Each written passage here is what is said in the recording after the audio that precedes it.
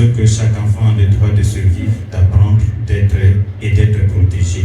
Dans commun accord, autorités étatiques et partenaires éducatifs ont siégé ce mercredi 4 février 2026 à Bunia pour un programme pluriannuel de résilience dans les secteurs d'éducation en Ituri avec un but d'améliorer la scolarité de tous les enfants de la province. Nous sommes presque inondés des enfants et la scolarisation de ces enfants pose toujours problème.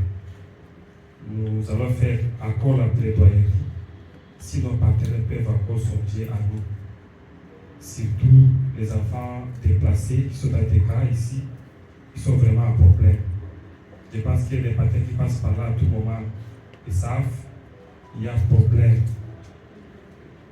des bancs, des bâtiments, des consorts. Tout en dénonçant les différents obstacles face à l'évolution éducationnelle en Ituri, dont la plupart des cas situés dans les zones affectées par les conflits armés, le prophète de la division éducationnelle Ituri 1, M. Yvon Mouké Awasele, a rappelé le nécessaire dans cette étape cruciale. L'année 2026 est une année de défis et les priorités du NIRP s'alignent parfaitement avec la vision de notre province éducationnelle.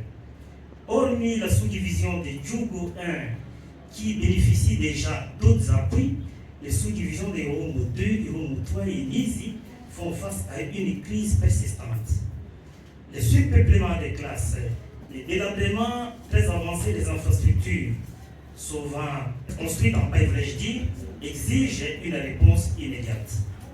Grâce à ces programmes, dotés d'une enveloppe de 10 millions de dollars pour la période allant de 2025 à 2027, la capacité d'accueil sera renforcée par la construction des espaces temporaires d'apprentissage et la réhabilitation des bâtiments détruits suite aux conflits et aux catastrophes naturelles. Accompagnés par différentes organisations nationales, les échanges ont abordé les difficultés du secteur ainsi que les pistes de solutions, comme le martèle la délégation de l'UNICEF. Au total, plus de 60 000 enfants et leurs familles bénéficieront de ce programme. La situation en RDC montre sans doute l'importance d'avoir un mécanisme comme ICW pour financer rapidement, facilement, ce genre de réponse dans les situations d'urgence. On cherche un total de 600 millions de dollars pour la prochaine période stratégique entre 2027 et 2030.